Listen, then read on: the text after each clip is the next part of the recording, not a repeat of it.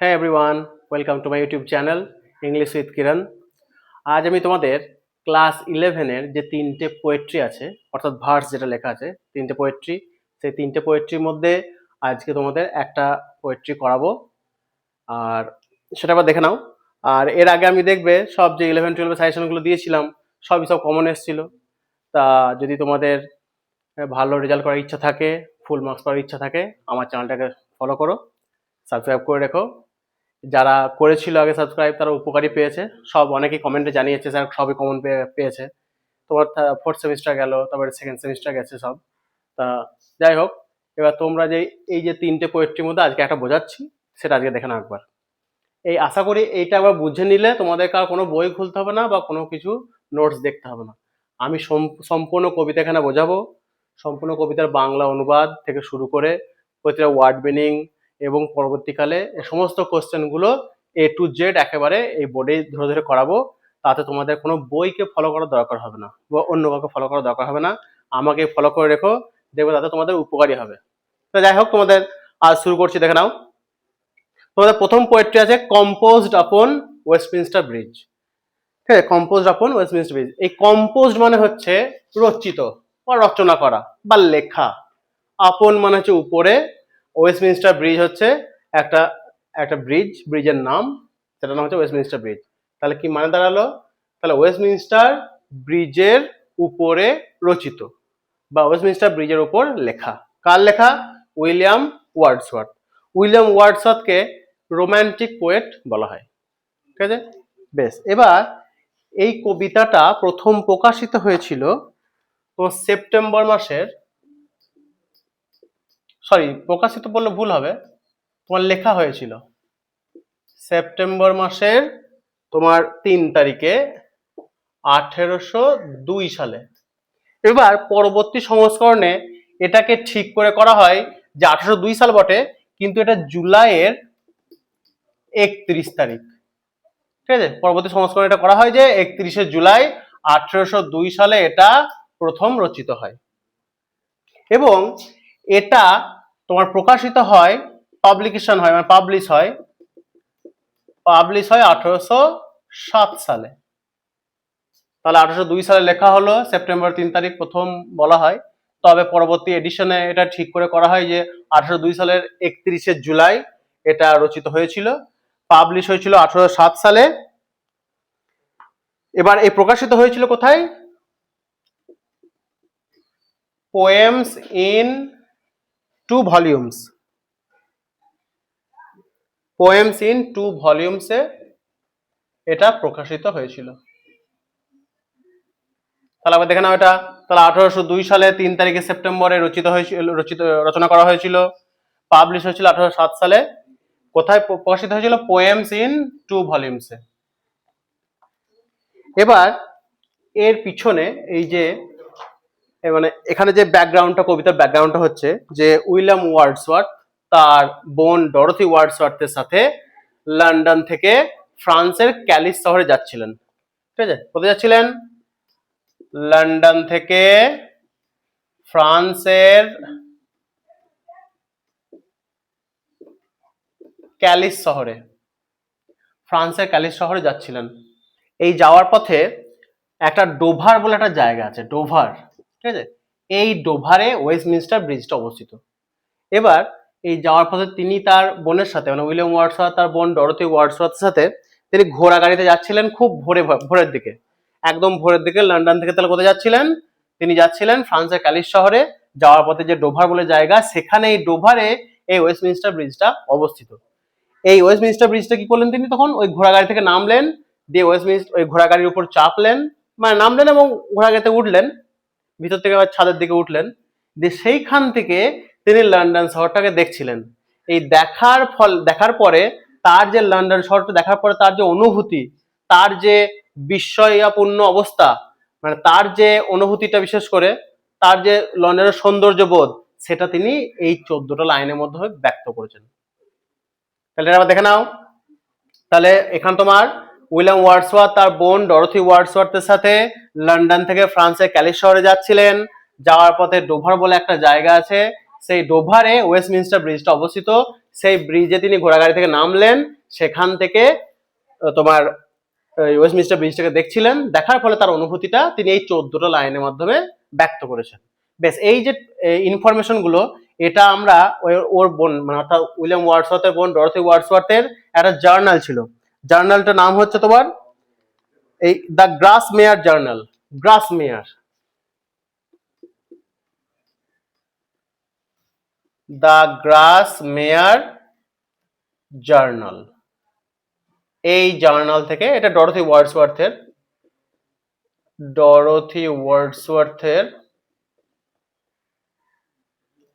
ওয়ার্ডসওয়ার্থেরই জার্নালটা। এই জার্নাল থেকে আমরা এই যাত্রাপথের বর্ণনাটা পাই। বেশ, এবার কবিতায় যাওয়ার আগে একটুখানি দেখতে হবে তোমাদেরকে, এই যে কবিতাটা, এই কবিতা দেখো 14টা লাইন আছে। এবার আমরা জানি যে কবিতা 14টা লাইন থাকে তাকে কি বলা হয়? তাকে বলা হয় সনেট। ঠিক আছে, কি বলা হয়? সনেট। এবার এই সনেটটা 8 লাইন আর 6 লাইনে বিভক্ত আছে। 14 লাইনটা 8 লাইন আর 6 লাইনে বিভক্ত আছে। বলে দিচ্ছি, আবার দেখে নাও, মুছে দিচ্ছি একবার।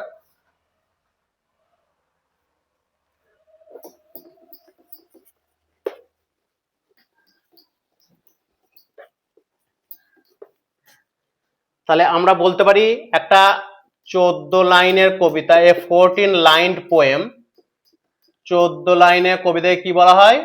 সনেট। আমরা যে সনেটটা পড়ছি তার ভাগ আছে 8 লাইনস আর 6 লাইনসে। এবার 8 লাইনসটাকে বলা হয় অক্টেভ, আর 6 লাইনটাকে বলা হয় সেস্টেট। অক্টেভ আর সেস্টেট, ঠিক আছে, এটা বাংলায় অষ্টক আর এটা হচ্ছে ষষ্ঠক।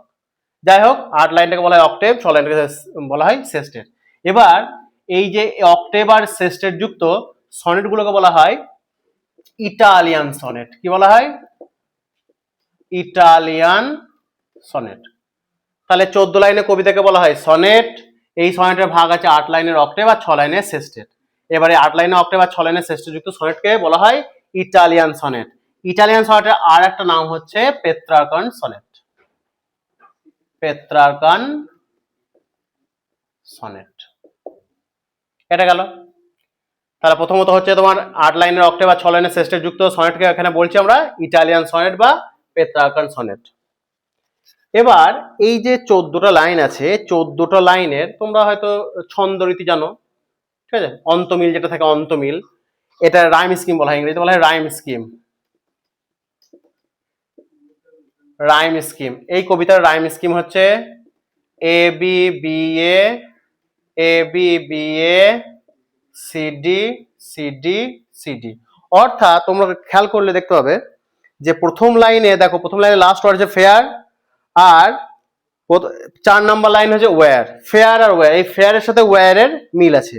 ঠিক তেমনি যেমন ধরো তারপরে এখানে লাই, তারপরে দেখো তোমার সাথে বাই, লাই, এগুলো মিল আছে। এইভাবে ছন্দরীতিটা করা হয়। এখানে এই তোমাদের A B B A C D C D C D, এটা হচ্ছে রাইম স্কিম। আসার সম্ভাবনা খুব কম, তবু বলে রাখলাম, দেখতে পারো। তাহলে এই হলো কবিতার বাহ্যিক রূপটা। এবার কবিতার ভিতরে যাচ্ছি, তোমরা প্রত্যেকজন বইটা আবার দেখে নাও। এবার প্রথম লাইনটা দেখো, তাহলে জিনিসটা কি দাঁড়ালো? উইলিয়াম ওয়ার্ডসওয়ার্থ তিনি ওয়েস্টমিনিস্টার ব্রিজ থেকে লন্ডন শহরটাকে দেখছেন, দেখার ফলে তার যে সৌন্দর্য প্রতি অনুভূতিটা লাভ করেছেন, সেটা তিনি এই কবিতার মাধ্যমে প্রকাশ করেছেন এই 14টা লাইনের মাধ্যমে। দেখো প্রথম লাইন কবিতা দেখো, বলছে আর্থ has not anything to show more fair, মানে পৃথিবীর আর কিছু নেই এর চেয়ে সুন্দর দেখানোর মতো। মানে এখানে কি বলা হচ্ছে, যেন পৃথিবীটাকে যেন পার্সনিফাই করা হচ্ছে, যেন মনে হচ্ছে পৃথিবীর অনেক কিছু আছে, সে যেন দেখাচ্ছে, দেখানোর অনেক কিছু আছে, তার মধ্যে লন্ডন শহরটা হচ্ছে সবচেয়ে সুন্দর। তাহলে এই প্রথম লাইনটা হচ্ছে পার্সনিফিকেশনের উদাহরণ। পার্সনিফিকেশনটা কি? যখন কোনো জড় বস্তু বা অজীবজাত উপাদান তার উপর যখন ব্যক্তিত্ব আরোপ করা হয়, মানে তাকে ব্যক্তি হিসেবে কল্পনা করা হয়, ঠিক আছে। যেমন ধরো পৃথিবী যেন আমাদেরকে দেখাচ্ছে, তাহলে পৃথিবী সবচেয়ে সুন্দর জিনিস কি দেখাচ্ছে আমাদেরকে? মানে পৃথিবীর আর কিছুই নেই এর চেয়ে সুন্দর দেখানোর মতো। এর চেয়ে বলতে লন্ডন শহরটা। তাহলে কবির মতে লন্ডন শহরটা হচ্ছে পৃথিবীর সবচেয়ে সুন্দর জিনিস। তারপরে দেখো, dull would he be of soul who could pass by. এখানে ডাল বলতে কি বলতো, ডাল বলতে এখানে সৌন্দর্যহীন, অনুভূতিহীন, নিরস এরকম বোঝানো হয়েছে।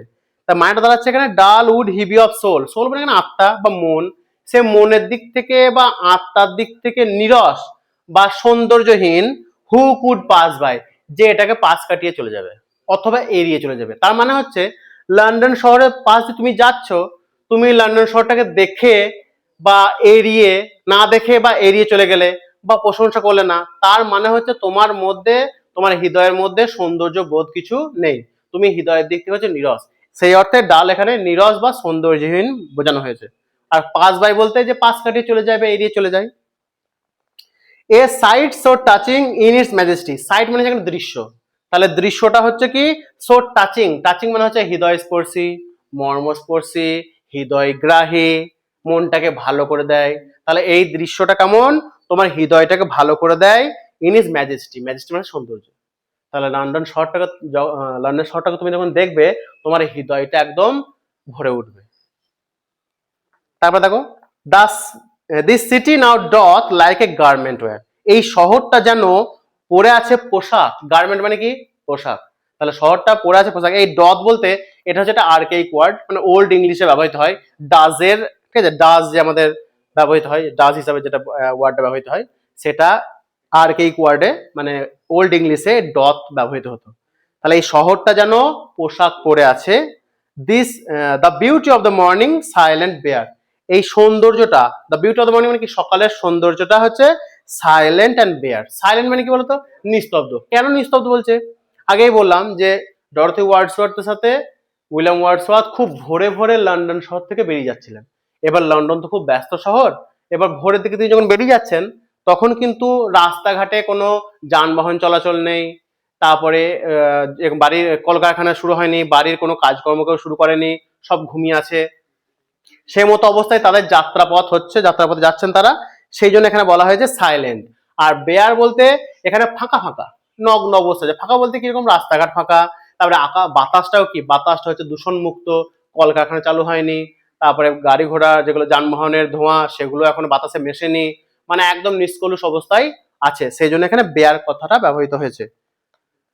Ships, towers, domes, theatres and temples lie. Ship মানে কি, জাহাজগুলি, টাওয়ার্স মানে মিনারগুলি, ডোমস মানে গম্বুজ। এখানে গম্বুজ বলতে ওই লন্ডনের যে জায়গায় বর্ণনা করা হচ্ছে, সেখানে তোমার ওই সেন্ট পল ক্যাথিড্রাল, মানে সেন্ট পলের যে ক্যাথিড্রাল গির্জা, মানে মেন যে গির্জা, মানে প্রধান গির্জাকে ক্যাথিড্রাল বলা হয়, সেই ক্যাথিড্রালে ওই গম্বুজটাকে এখানে বোঝানো হয়েছে।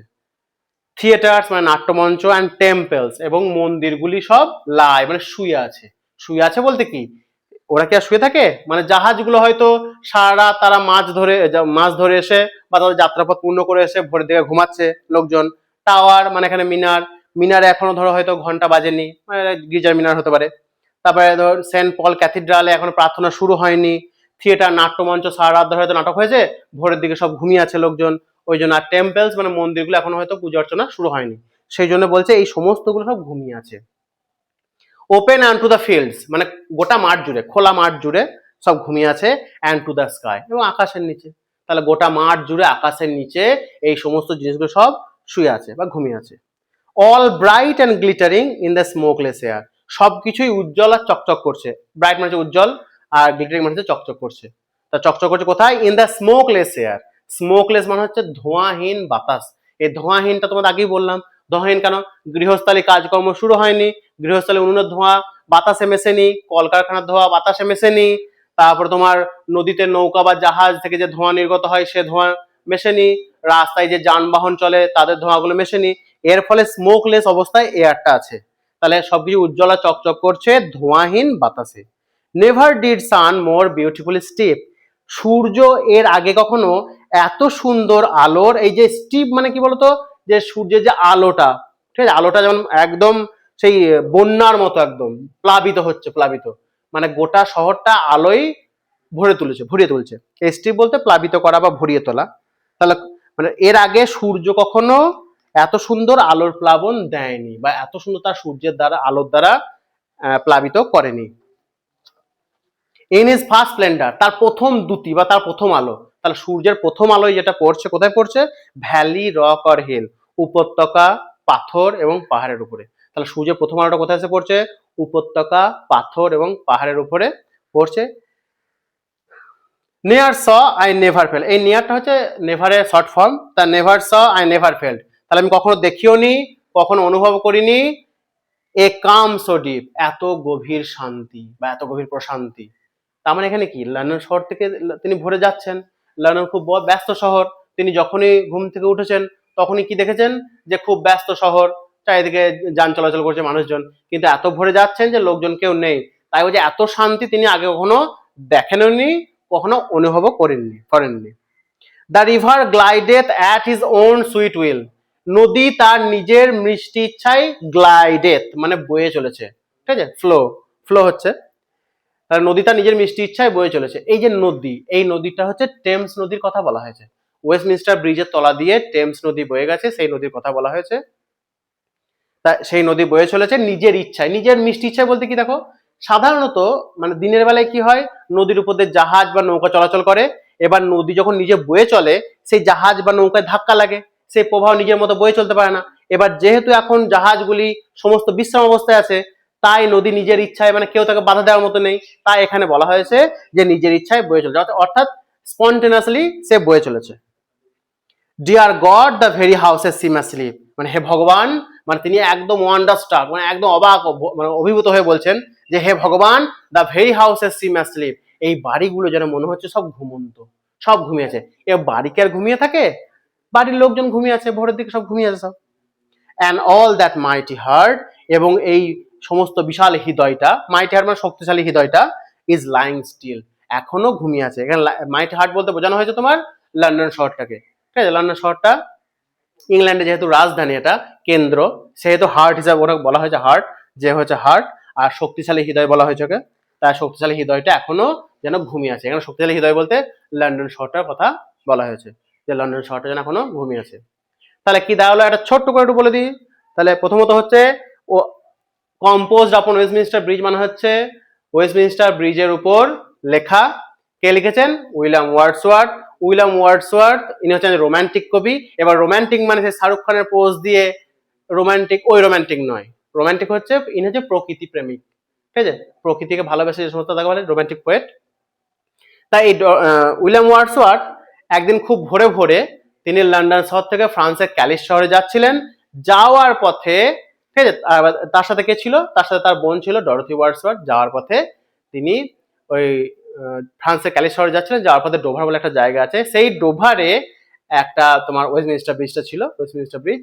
সেই ওয়েস্টমিনস্টার ব্রিজের তলা দিয়ে টেমস নদী বয়ে গেছে। ওয়েস্টমিনস্টার ব্রিজ থেকে তিনি লন্ডন শহরটাকে দেখছেন ঘোড়া গাড়ির উপর থেকে। এই দেখার ফলে তার যে অনুভূতি, ঠিক আছে, তিনি যে সৌন্দর্য উপভোগ করেছেন, সেটা 14 লাইনের মাধ্যমে ব্যক্ত করেছেন। আমরা আগেই বললাম যে 14 লাইনের কবিতাকে বলা হয় সনেট। এই সনেটটা ভাগ আছে 8 লাইন অক্টেভ আর 6 লাইনের সেস্টেট দিয়ে। এবার 8 লাইনের অক্টেভ আর 6 লাইনের সেস্টেট যুক্ত সনেটকে বলা হয় ইটালিয়ান সনেট বা পেত্রাকান সনেট। এই কবিতাটার রাইম স্কিম হচ্ছে এবিবিএ এবিবিএ সিডি সিডি সিডি। আর এই পুরো যে এই যে যাত্রাপথের বর্ণনাটা, এটা আমরা উইলিয়াম ওয়ার্ডসওয়ার্থের বোন ডরোথি ওয়ার্ডসওয়ার্থের যে জার্নাল, সেই জার্নাল থেকে আমরা এখানে পাই, গ্রাসমেয়ার যে জার্নাল, সেখান থেকে আমরা পাই। তা কবিতাটা বোঝালাম, কেমন লাগলো একটু বলবে। আর যদি কারো কোনো ডাউট থাকে কোনো লাইন নিয়ে বা কোনো ওয়ার্ড নিয়ে, সেটা কমেন্টে জানাবে। আর এর পরবর্তীকালে আরও আমি যে সমস্ত কবিতাগুলো তোমাদের আছে সেই কবিতাগুলো বোঝাবো। ভালো লাগলে লাইক কমেন্ট শেয়ার করে দিও, যারা নতুন তারা সাবস্ক্রাইব করো আর পাশে থেকো। Almighty bless you.